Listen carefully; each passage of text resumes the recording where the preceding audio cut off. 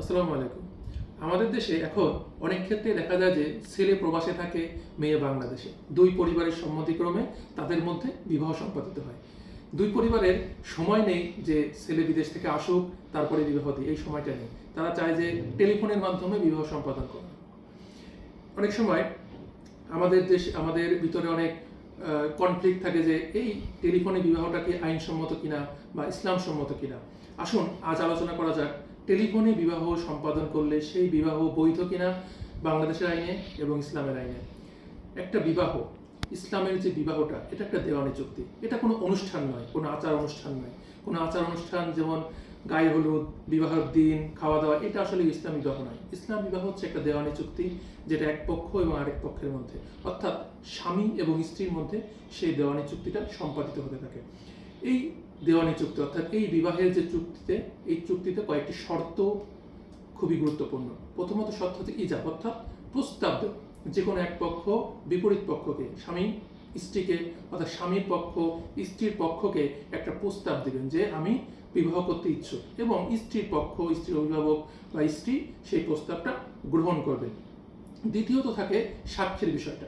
হানাফি মাযহাবে সাক্ষীটা অতীব গুরুত্বপূর্ণ একটা বিষয়। এক্ষেত্রে দুইজন পুরুষ সাক্ষী প্রয়োজন।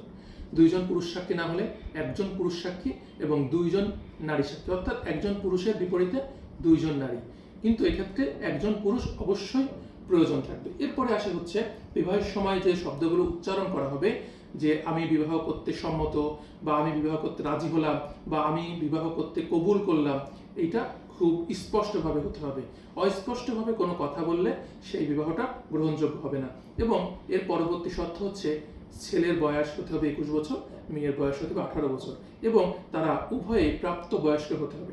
এই শর্তগুলো পালন করলে কেবলমাত্র তখনই বিবাহ সম্পাদিত হয়ে থাকে।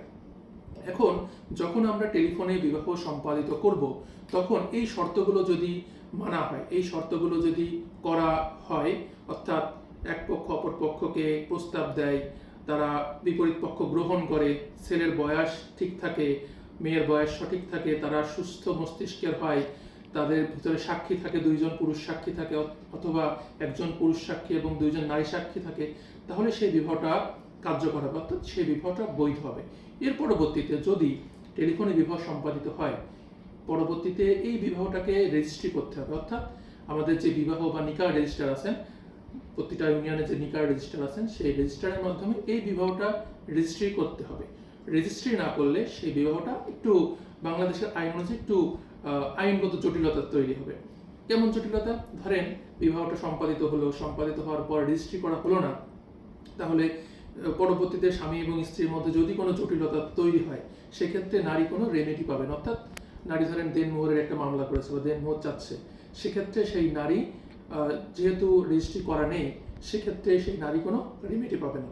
অর্থাৎ এই আলোচনা থেকে আমরা বুঝতে পারলাম যে টেলিফোনে বিবাহটা বৈধ, বাংলাদেশের আইন অনুযায়ী বৈধ এবং ইসলামের আইন অনুযায়ী বৈধ হবে, কিন্তু সেক্ষেত্রে কিছু শর্ত আছে। একই বৈঠকে হতে হবে, অর্থাৎ ভিডিও কলে আমাদের বিবাহ সম্পাদিত হয়ে থাকে বা অডিও কলেই হোক, যে বিবাহটা সম্পাদিত হয়ে থাকে, সেই বিবাহটা একই বৈঠকে হতে হবে। স্বামী কর্তৃক স্ত্রীকে বিবাহের প্রস্তাব দিতে হবে, স্ত্রী কর্তৃক সেটা গ্রহণ করতে হবে, সাক্ষী প্রয়োজন হবে, সুস্থ মস্তিষ্ক হতে হবে এবং তার প্রাপ্তবয়স্ক হতে হবে। এই শর্তগুলো যদি কোনো একটা বিবাহে অর্থাৎ টেলিফোনের বিবাহের ক্ষেত্রেও পালন করা হয়, সেক্ষেত্রে সেই বিবাহটা বাংলাদেশের আইন এবং ইসলামিক আইন অনুযায়ী বৈধ হবে। ধন্যবাদ। আসসালামু আলাইকুম। দ্য ল স্টুডিওর সাথে থাকবেন।